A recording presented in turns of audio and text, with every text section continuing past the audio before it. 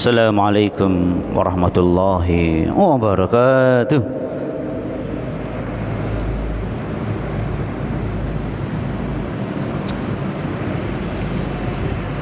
Hamdan wa syukran lillahi wahdah, salatan wa salaman li rasulillahi sallallahu alaihi wasallam.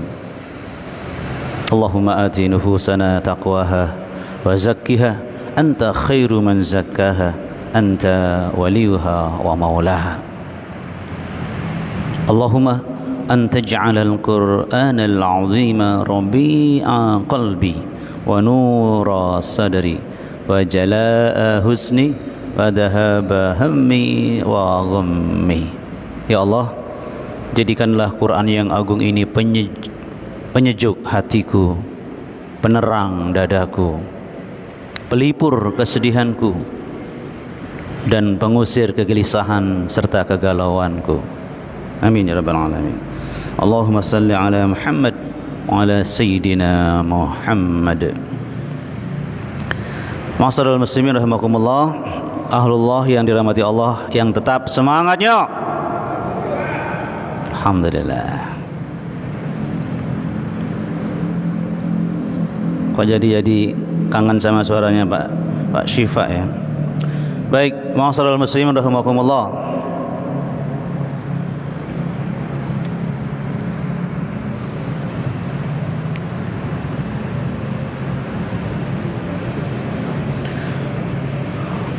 Masih menyambung apa yang kita sampaikan pekan lalu. Bagaimana orang-orang musyrik sendiri, bahkan dedengkotnya, mengakui keagungan Al-Quran.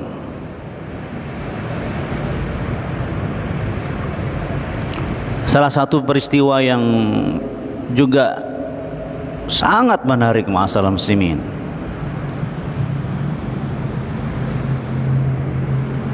disampaikan dalam hadis riwayat Bukhari nomor 1008, yakni Rasulullah sempat membacakan surah An-Najm di kalangan orang-orang musyrik. Dan apa reaksinya? Coba kita ikuti ma'asyiral muslimin, sambil kita merasakan begitulah hakikat Quran itu dalam hati kita. Anil Aswadi an Abdullah radhiyallahu an, dari Aswad, dari Abdullah, anna Nabi sallallahu alaihi wasallam, sungguh Rasulullah sallallahu alaihi wasallam, qara'a surat An-Najm, membaca surah An-Najm, yang di situ ada ayat sajadahnya. Fasajada biha, lantas Rasulullah bersujud.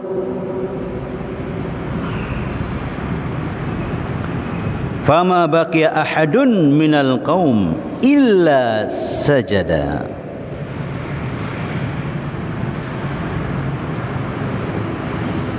Maka setelah itu tidak satu pun yang tertinggal dari kaum musyrik yang waktu itu mendengar ayat yang Rasulullah bacakan, kecuali semuanya ikut bersujud. Nggak diperintahkan, langsung ikut bersujud. Ini yang menarik ini, ma'asyiral muslimin. Fa akhadha rajulun minal qaum kaffa min hassa aw turab. Tinggal satu orang dari kaum musyrik itu yang hanya mengambil kerikil atau tanah, farafa'ahu ila wajhi, lantas diletakkan di wajahnya. Jadi dia tidak mau bersujud, satu aja. Yang lainnya sujud semua. Dia hanya ambil tanah dan diletakkan di dahinya.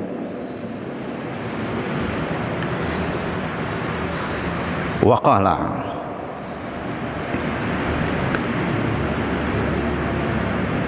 sambil dia berkata, yakfini hada, ya cukup beginilah, enggak perlu pakai sujud segala, begitu ya kata dia.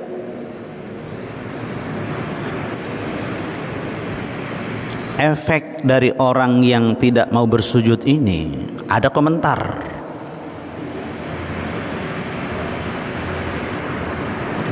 Qala Abdullah kemudian memberi komentar, falaqad ra'aituhu ba'dulu qutila kafiran. Coba, sungguh benar-benar kata Abdullah, aku sendiri yang melihat ba'du qutila kafiran, setelah itu orang tersebut terbunuh dalam keadaan kafir.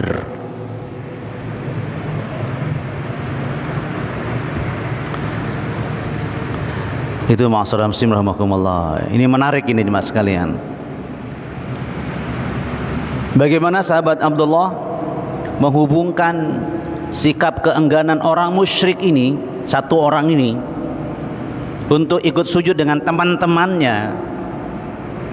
Itu disebutkan oleh beliau bahwa dia mati dalam keadaan kafir.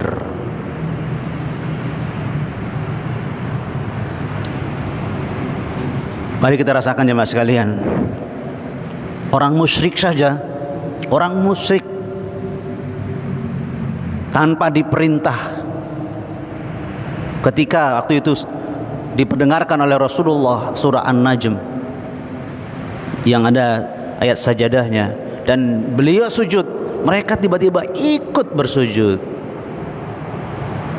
Dan satu orang yang musyrik ini jadi masalah setelah itu, yang tidak mau sujud tewas dalam keadaan kafir. Karena itu jemaah sekalian, kita coba untuk memahami dari peristiwa ini, yaitu dengan sebuah tema, indahnya sujud. Gitu jemaah sekalian. Artinya kita teringat dengan jaminan Rasulullah sallallahu alaihi wasallam kepada sahabat yang suka menyiapkan air wudu, airnya untuk bersuci, dengan sebuah permintaan, engkau mau apa dariku sahabatku? Masih ingat jemaah sekalian?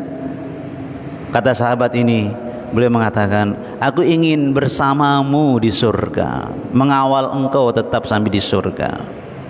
Dan Rasulullah sallallahu alaihi wasallam minta satu saja, satu, bikasratis sujud, perbanyak sujudmu. Termasuk ketika ada ayat sujud tilawah, jangan sampai tidak bersujud. Ternyata orang musyrik saja yang tidak ikut sujud itu bermasalah. Diambil pelajaran oleh sahabat Abdullah. Ya Rahman Ar-Rahim. Indahnya sujud, ma'asyiral muslimin.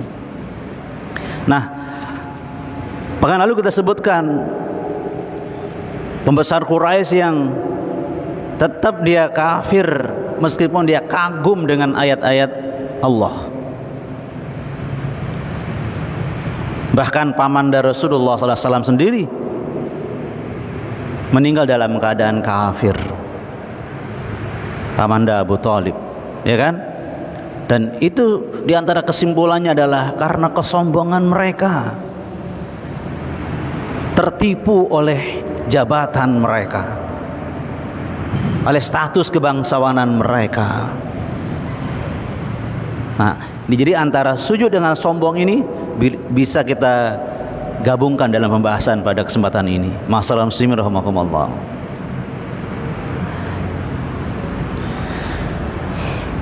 Yang pertama jemaah sekalian, sujud memang kondisi yang terindah antara seorang hamba dengan Allah Subhanahu wa ta'ala. Makanya orang yang banyak sujudnya sangat pantas mendapatkan yang terindah, jannah, kata Rasulullah sallallahu alaihi wasallam tadi. Masya Allah.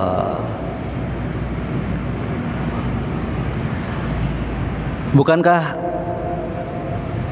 Rasulullah menjamin bahwa orang yang tawadu, merendahkan dirinya kepada Allah, itulah orang yang selalu diangkat derajatnya.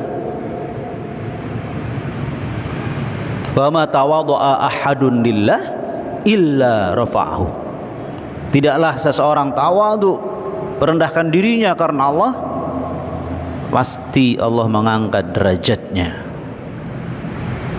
Dan sujud adalah gambaran real orang yang sangat tawadu kepada Allah Subhanahu wa ta'ala. Kepalanya yang paling atas itu yang paling terhormat, namanya sama saja dengan kakinya ketika sujud. Wah, luar biasa ini. Indah sekali sujud itu, ma'asyiral muslimin. Jadi kemuliaan yang kita dapatkan karena ketawaduan kita, apalagi ditunjukkan dengan sujud. Indahnya sujud itu, ma'asyiral muslimin, dan jannah menjadi jaminannya. Semangatnya sujud. Jadi kita sangat peduli dengan salat sunnah, sujud tilawah.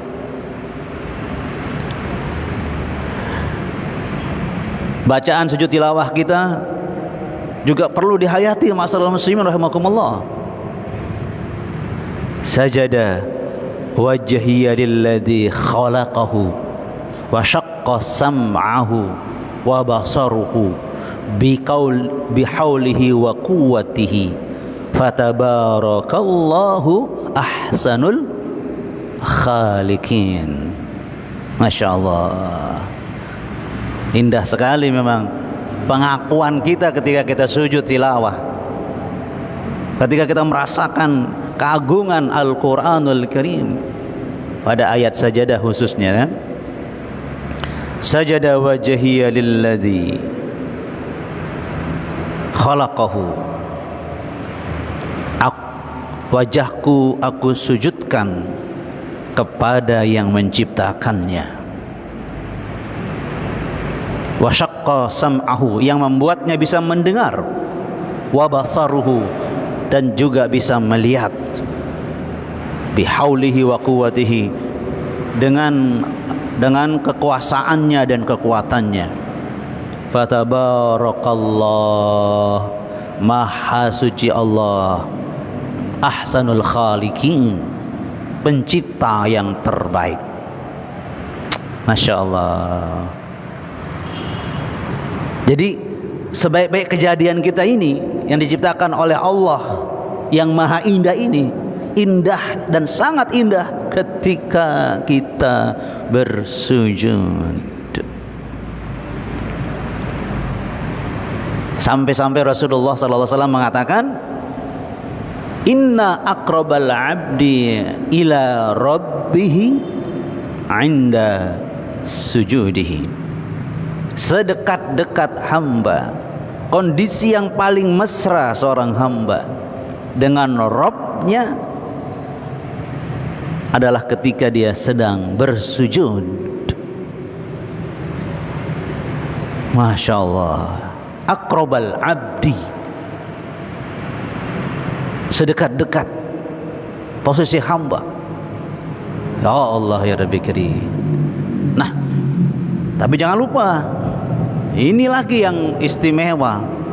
Mumpung kita paling dekat kondisinya, paling indah kondisinya, posisinya, keadaannya dengan Allah, kita paling dekat dengan yang maha indah. Masya Allah. Nikmati sujud ini, indahnya sujud. Tapi kata Rasulullah, fa'aksirud doa. Ini momentum yang sangat mahal. Perbanyak doamu.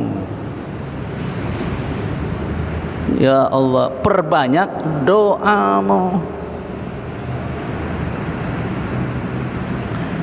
Perhatikan baik-baik apa itu waktu-waktu mustajabah. Kan ada kan? Ketika hujan, yang lain ya, ketika musafir, ketika berpuasa, orang ketika dizolimi dan seterusnya. Tapi tidak ada penekanan seperti ketika sujud. Kita nggak diminta berdoa ketika sujud, tapi perbanyak doamu. Masya Allah, perbanyak doamu. Ya tentunya waktu kita khususnya sholat sunnah, kita bisa sepuas-puasnya untuk memperpanjang sujud. Kalau jadi imam, wah khawatir yang lain tidak kuat misalnya begitu. Ya seperlunya, bisa lama sedikit. Tapi kalau kita sendiri, jangan peluang yang sangat indah, momentum yang sangat istimewa ini, sujud kita biasa saja. Ya Rahmanir Rahim. Perbanyak doamu ma'asyiral muslimin. Saking pentingnya kita banyak sujud dengan memperbanyak doa dengan sujud lama. Khusus tentang sholat, kan sampai Rasul mengatakan yang itu pencuri sholat, ya kan? Itu orang yang ketika sujud seperti mematok ayam. Itu tentang sujud yang disebut tentang sholat. Istimewa sujud, indahnya sujud.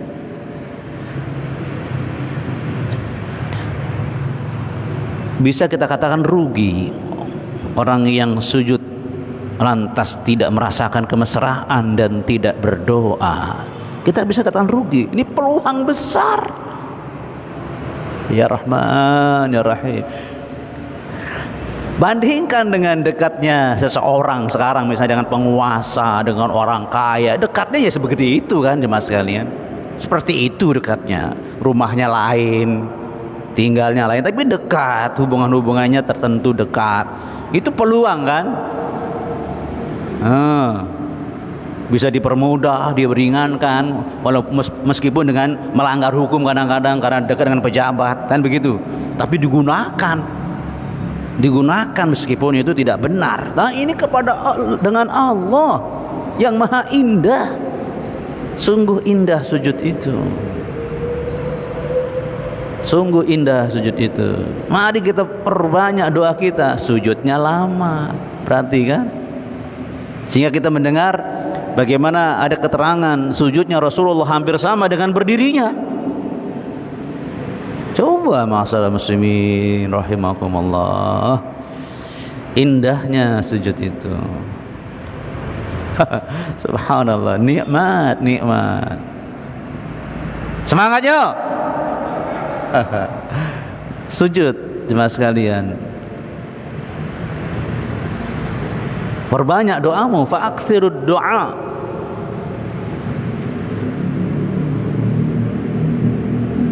Maka segala problem, segala kondisi yang kita hadapi, fitnah, termasuk yang penting lagi kondisi saudara kita di Gaza, di Palestina, tolong berikan doa dalam sujud kita. Kalau bisa yang punya HP jangan berhenti melihat banyak tayangan tentang kondisi teman-teman kita saudara kita di Gaza. Tolong dilihat agar tetap kita selama Gaza Palestina belum merdeka, kita tetap berhubungan di situ. Doa kita dalam sujud di antaranya. Ya Rahman ya Rahim.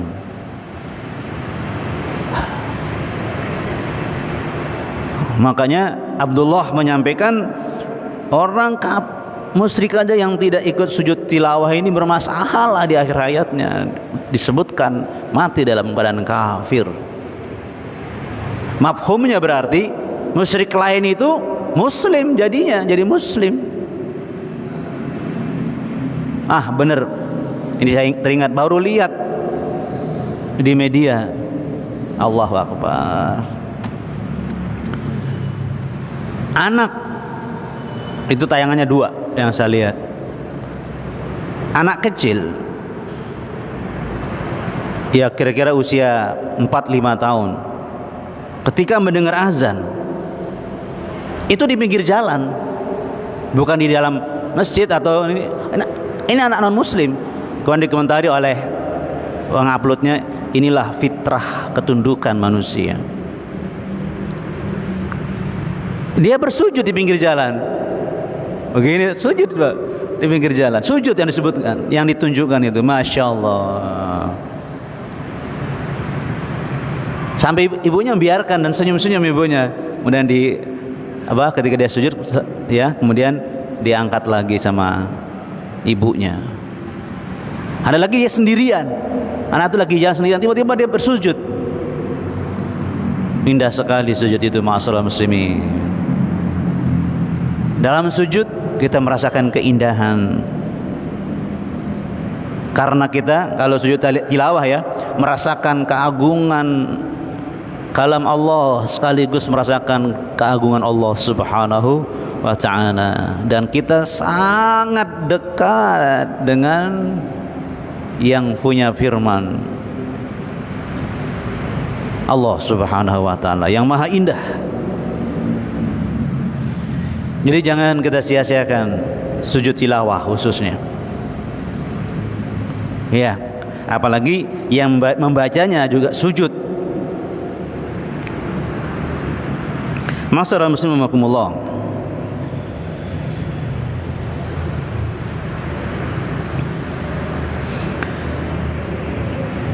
Masih tentang sujud, dan ini perlu kita sebutkan, kita merasakan. Jadi keindahan sujud itu selain suasana dan nuansa kedekatan dengan Allah yang kemudian kita sampaikan tadi, itu menunjukkan ketawaduan yang sangat tinggi sujud. Maka kalau tadi Abdullah menyebutkan orang musyrik saja yang tidak sujud tilawah tadi bersama teman-teman yang lain itu mati dalam kafir, maka sujud itu punya makna yang sangat dalam untuk mengikis kesombongan kita kepada Allah Subhanahu wa ta'ala.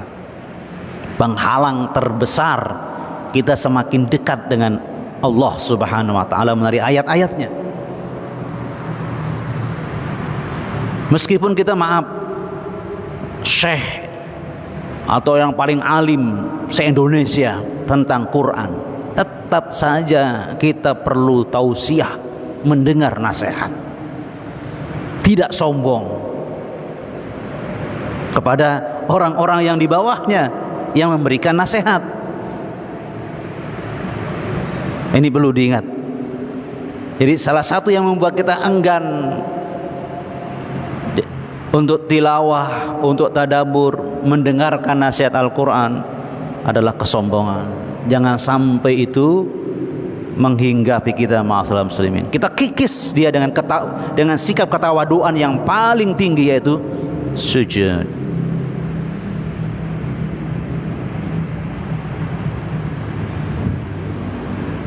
Maka termasuk diantaranya doa-doa yang kita lantunkan itu, diantaranya adalah kita mengharapkan keagungan, ketinggian derajat kita ketika kita memperlama sujud kita dengan doa kita kepada Allah Subhanahu wa ta'ala.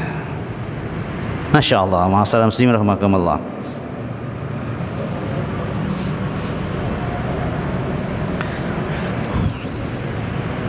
Itulah keagungan Al-Quran yang membuat kita semakin tawadu kepada Allah Subhanahu wa ta'ala. Ya, termasuk dalam banyak kejadian bagaimana Al-Quran ini benar-benar membuat khawatirnya pembesar-pembesar Quraisy. Di sini disebutkan mereka sangat khawatir, orang musyrik ini, jika kaum wanita dan anak-anak mendengarkan Al-Quran. Ini spesifik disebutkan. Ini menarik ini, karena anak-anak itu masih fitrah, Kan begitu tadi. Sehingga tadi ada yang anak yang sujud tadi dan mendengarkan azan, fitrah. Sehingga mudah berubah ketika mendengarkan ayat-ayat Allah Subhanahu wa taala.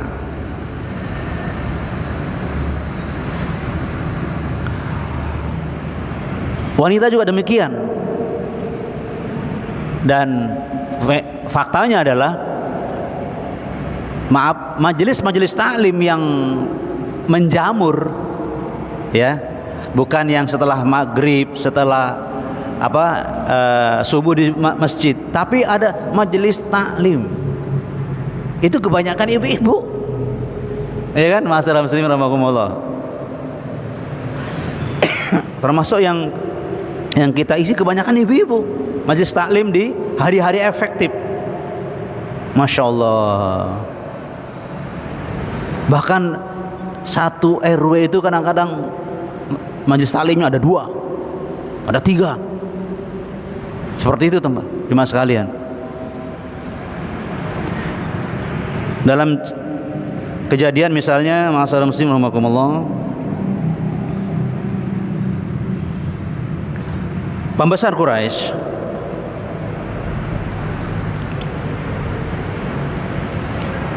ketika mengusir banyak kaum muslimin, ya, mengancam, membunuh, sehingga mereka ada yang langsung hijrah meninggalkan tempat. Abu Bakar termasuk yang akan ingin hijrah. Tapi ada salah seorang sahabat waktu itu namanya Abu Duganah, itu menyarankan agar kembalilah Abu Bakar, sembahlah Rabbmu di tanah kelahiranmu. Dengan jaminan Abu Duganah, Abu Bakar aman tetap di Mekah. Tapi dengan syarat. Nah, dengan syarat Abu Bakar itu kalau baca Quran, ya, jangan di luar rumah, di dalam rumah. Nah, ini sebuah fakta, ya, bahwa jangan sampai ayat-ayat Quran itu berkumandang di luar rumah. Ini menurut istilahnya itu survei, ya kan, mereka itu memang ayat-ayat Quran itu menyentuh terutama anak-anak dan wanita. Bahkan yang lain kita sebutkan yang tadi. Tapi Abu Bakar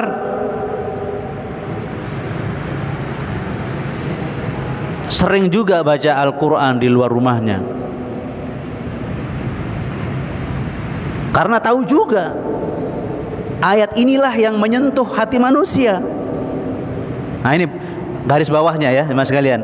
Ayat-ayat Quran lah yang bisa menyentuh hati manusia, karena dia mukjizat. Sampai begitunya, ma'asyiral muslimin rahimakumullah. Artinya, mari kita berusaha meningkatkan interaksi kita dengan Al-Quran melalui pelajaran dari sejarah dan perjalanan para sahabat dan kondisi di Mekah waktu itu. Mari kita berusaha merasakan sentuhan-sentuhan ayat-ayat Al-Quranul Karim. Dan itu tidak mungkin terjadi kalau kita sedikit tilawah, jarang tadabbur, jarang ta'lim. Itu tidak akan terjadi. Tapi insya Allah semakin banyak kita tilawah, semakin banyak kita tadabbur, itu besar kemungkinan Allah melihat kesungguhan kita akan memberikan manfaat dan pengaruh besar dari sentuhan Al-Quranul Karim. Termasuk puncaknya adalah kita menikmati sujud tilawah dan semua sujud dalam solat kita, karena kita merasakan keagungan Allah Subhanahu wa ta'ala melalui ayat-ayat yang kita dengarkan. Kalau solat khususnya, ketika imam membacakan ayat-ayatnya. Itu maaf, mari kita hubungkan dengan kita setelah itu ingin merasakan nikmatnya sujud kita dalam sholat.